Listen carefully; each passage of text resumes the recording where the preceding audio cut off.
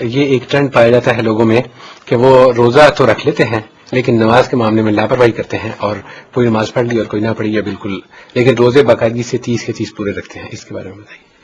دونوں الگ الگ عبادتیں ہیں، دونوں الگ الگ فرض ہیں، دونوں کو رکھنے کا الگ الگ اجر ہے، اور دونوں میں سے کسی کو چھوڑا جائے گا تو اس کے لیے اللہ تعالیٰ کے الگ الگ مواخذہ ہے. تو اس وجہ سے جو روزے رکھ رہا ہے اللہ کا شکر کیجئے کہ روزے رکھ رہا ہے، ایک عبادت ہے، وہ انجام دے رہا ہے، اس کو ترغیب دینی چاہیے کہ وہ نماز بھی پڑھے، اس لیے کہ روزے سے زیادہ بڑی چیز ہے نماز. یعنی دین میں جو عبادات ہیں ان میں اہم ترین چیز نماز ہے، اس کے بعد زکوٰۃ ہے، اس کے بعد روزہ ہے. اسی ترتیب سے ان کی اہمیت بھی آدمی کو سمجھنی چاہیے.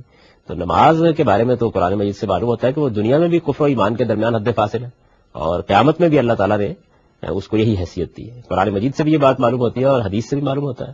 رسول اللہ صلی اللہ علیہ وسلم نے فرمایا ہے کہ آدمی اگر اللہ کے حضور میں نماز ادا کرتے ہوئے جاتا ہے تو گویا اللہ تعالیٰ کی طرف سے ایک عہد ہے اس کے ساتھ کہ اب اس کے ساتھ اللہ تعالیٰ مغفرت کا معاملہ کریں گے.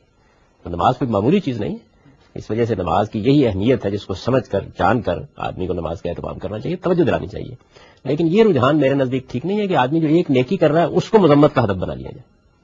یعنی ایک شخص چوری نہیں کر رہا، بدکاری کر رہا ہے، آپ کہتے ہیں کہ یہ بات یہ ہے کہ اگر بدکاری ہی کر رہا ہے تو چوری بھی کرو.